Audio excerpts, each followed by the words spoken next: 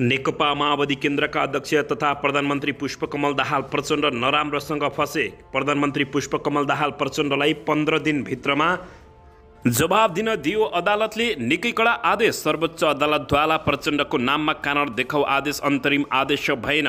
5000 व्यक्तिको हत्याको जिम्मेवारी बारे सर्वोच्च अदालतद्वारा दाहालसँग कारण देखाउ आदेश जारी भएपछि प्रधानमन्त्री पुष्पकमल दाहाल प्रचण्ड निकै अप्ठ्यारोमा। राष्ट्रपति विद्यादेवी भण्डारी समक्ष राष्ट्रपति निर्वाचनको प्रतिवेदन भयो पेश। नागरिकमा उत्साह जगाउन भूमिका खेल्ने राष्ट्रपति पौडेलको प्रतिबद्धता। प्रचण्डकै कारण काङ्ग्रेसले अन्य दलसँग एकै ठाउँमा उभिने बाध्यता आउन सक्ने नेपाली काङ्ग्रेसका नेता मिनेन्द्र रिजालको भनाई। प्रधानमन्त्री हुने बाटोतिर गइरहेको छु कि भन्ने आवाज भइरहेको गगन कुमार थापाको भनाई। उपराष्ट्रपति चुनावमा महिलाको अडान छाड्न निर्वाचन आयोगलाई गठबन्धनको दबाव। कसैले भोट कसैले फोन गरेर दिए निकै कडा दबाव। प्रधानमन्त्री प्रचण्डलाई 15 दिनको समय दिएर सर्वोच्च अदालतले सोध्यो कारबाही गर्न नपर्ने कारण के प्रधानमन्त्री पुष्पकमल दाहाल प्रचण्ड साँच्चीकै जेल जाँदैछन् त? यसबारे सम्पूर्ण जानकारी। प्रचण्डमाथिको मुद्दा जनयुद्धमाथिको आक्रमण हो। कुनै पनि जवाब दिन तयार भएको नेत्रविक्रम चन्द विप्लवको खतरनाक चेतावनी। उपराष्ट्रपतिको उम्मेदवार टुङ्गो लगाउन नेकपा एमाले बोलायो सचिवालयको बैठक। नवनिर्वाचित राष्ट्रपतिलाई गगन कुमार थापाले दिए यति ठुलो बधाई। 8 दलीय गठबन्धनमा फाँटो सुरु। जसपालाई उपराष्ट्रपति नदिने काङ्ग्रेसको अडान। र प्रधानमन्त्री पुष्पकमल दाहाल प्रचण्ड विरुद्ध अदालतले गर्यो यति ठुलो घोषणा। प्रधानमन्त्री पुष्पकमल दाहाल प्रचण्ड जेल जान सक्ने। प्रधानमन्त्री पुष्पकमल दाहाल प्रचण्ड साँच्चै के गल्ती गरेका हुन् त? यसबारे सम्पूर्ण जानकारी। प्रधानमन्त्री हुने बाटोतिर गइरहेको छु भन्दै गगन कुमार थापाले गरे यति ठुलो घोषणा। अब हेर्नुहोस् पुरा समाचार।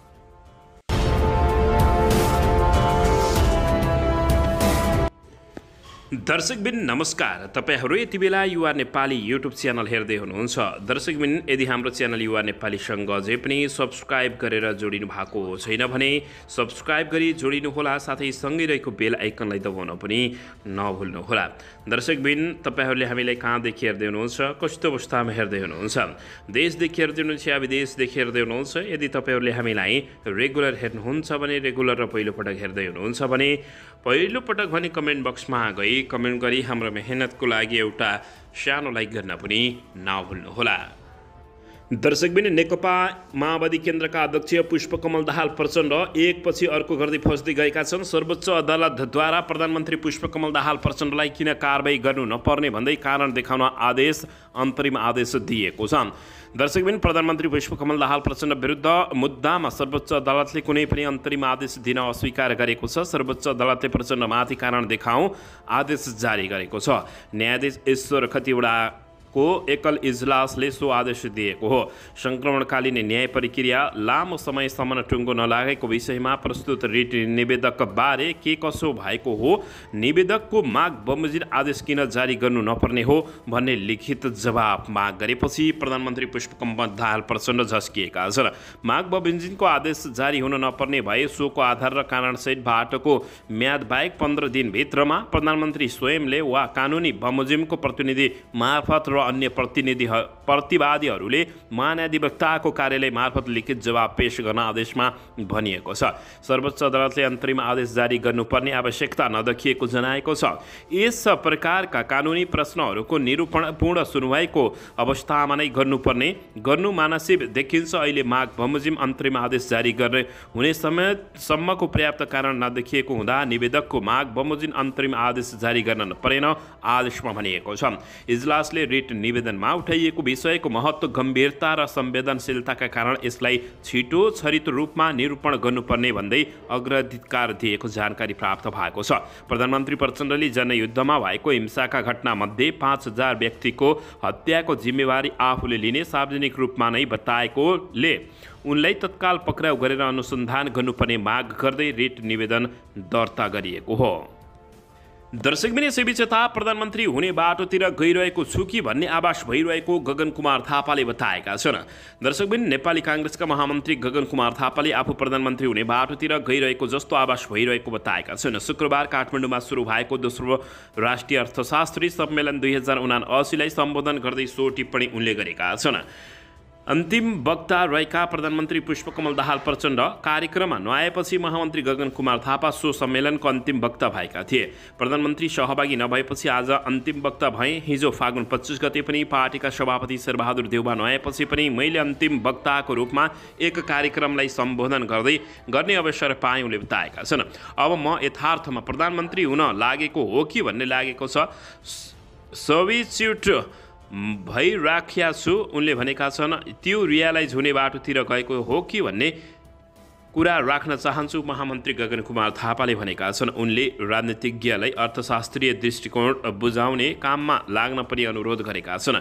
महामन्त्री गगन कुमार थापाले मुलुकको अर्थतन्त्रबारे राजनीतिज्ञहरूलाई बुझाउनुको साटो अर्थशास्त्रीहरूको गाली गरेको गुनासो गरेका छन्। महामन्त्री गगन कुमार थापाले मुलुकमा देखिएको आर्थिक सङ्कट समाधानका लागि अर्थशास्त्रीहरूले यथार्थमा आधारित भएर सुझाव दिनुपर्ने समेत बताएका छन्। दर्शकबिन यसैबीच यता शुक्रबार प्रमुख निर्वाचन आयुक्त दिनेश कुमार थपलियाले राष्ट्रपति समक्ष राष्ट्रपति निर्वाचनको प्रतिवेदन पेश गरेको प्रवक्ता सागर आचार्यले जानकारी दिएका छन्। प्रमुख निर्वाचन आयुक्त दिनेश कुमार थपलियाले राष्ट्रपति विद्यादेवी भण्डारी समक्ष राष्ट्रपति निर्वाचनको प्रतिवेदन पेश गरेका छन्। शुक्रबार राष्ट्रपति कार्यालयमा पुगेर प्रमुख निर्वाचन आयुक्त दिनेश कुमार थपलियाले राष्ट्रपति विद्यादेवी भण्डारी समक्ष राष्ट्रपति निर्वाचनको प्रतिवेदन पेश गरेको प्रवक्ता सागर आचार्यले जानकारी दिएका छन्। उनका अनुसार नेपालको संविधानको धारा 62 तथा राष्ट्रपति तथा उपराष्ट्रपतिको निर्वाचन सम्बन्धी ऐन 2074 को दफा 60 बमोजिम राष्ट्रपतिको निर्वाचनमा रामचन्द्र पौडेल नेपालको राष्ट्रपति पदमा निर्वाचित भएको बेउराको प्रतिवेदन पेश भएको जानकारी प्राप्त भएको छ। राष्ट्रपति तथा उपराष्ट्रपतिको निर्वाचन सम्बन्धी ऐन 2074 को दफा 60 बमोजिम आयोगले निर्वाचनको परिणाम सहितको प्रतिवेदन राष्ट्रपति समक्ष पेश गर्नुपर्ने प्रावधान रहेको छ। सत्ता गठबन्धनबाट उम्मेद्वार बनेका नेपाली काङ्ग्रेसका वरिष्ठ नेता रामचन्द्र पौडेललाई 10 राजनीतिक दलको समर्थन रहेको थियो।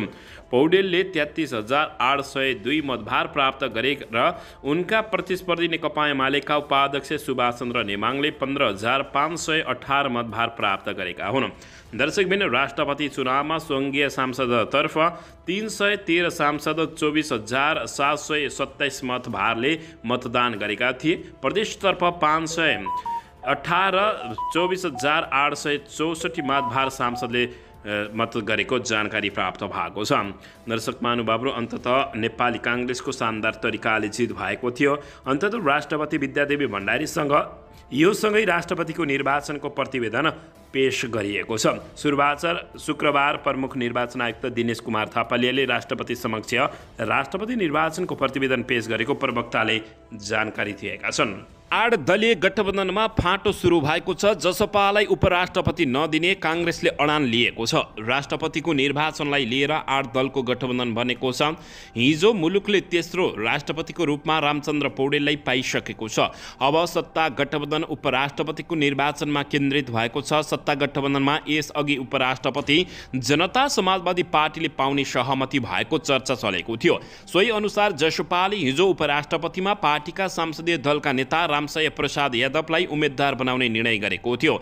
त्यसको भोलिपल्ट आज सत्तारूढ दल गठबन्धनको मुख्य घटक दल नेपाली काङ्ग्रेसका नेताहरूले अब जसपालाई उपराष्ट्रपति दिने सहमति नभएको दावी गरेका छन्। काङ्ग्रेस उपसभापति पूर्णबहादुर खड्काले राष्ट्रपति उपराष्ट्रपति निर्वाचनको बारेमा केही समझदारी र सहमति भए पनि गठबन्धन बीच जनता समाजवादी पार्टीलाई नै उपराष्ट्रपति दिने भन्ने बारेमा नै निर्णय नभएको दावी गरेका छन्। आजै नागरिक उन्मुक्ति पार्टीले उपराष्ट्रपतिमा उम्मेदवारी दिने निर्णय गरेको छ र उपराष्ट्रपतिमा अध्यक्ष रञ्जिता सुरेशलाई उम्मेद्वार बनाउने सो दलको निर्णय भएको जानकारी प्राप्त भएको छ। अन्ततः 8 दलीय गठबन्धनमा फेरि फाँटो सुरु भएको छ भने जसपालाई उपराष्ट्रपति नदिने नेपाली काङ्ग्रेसले निर्णय गरेको जानकारी प्राप्त भएको छ। दर्शकबिन यसैबीच आउनुहोस् अर्को समाचारतर्फ लागौँ। हिजोका माओवादीसँग मिल्न गए काङ्ग्रेसले प्रधानमन्त्री प्रचण्डलाई बोक्न नसक्ने नेपाली काङ्ग्रेसका नेताहरूले अभिव्यक्ति दिन थालेका छन्। नेपाली काङ्ग्रेसका नेता मिनेन्द्र रिजालले नवनिर्वाचित राष्ट्रपति रामचन्द्र पौडेलले गठबन्धनको सहमति कार्यान्वयन गर्ने राष्ट्रपतिको रूपमा काम गर्नु नहुने बताएका छन्। नेता रिजालले नवनिर्वाचित राष्ट्रपति पौडेलले संविधानभन्दा बाहिर गएर गठबन्धन राजनीतिको साक्षीको रूपमा काम गर्न नगर्ने भन्ने स्पष्ट पारेका छन्। उनले राष्ट्रपतिले गठबन्धनको सहमतिलाई कार्यान्वयन गर्ने राष्ट्रपतिको रूपमा काम नगर्ने पनि स्पष्ट पारेका छन्।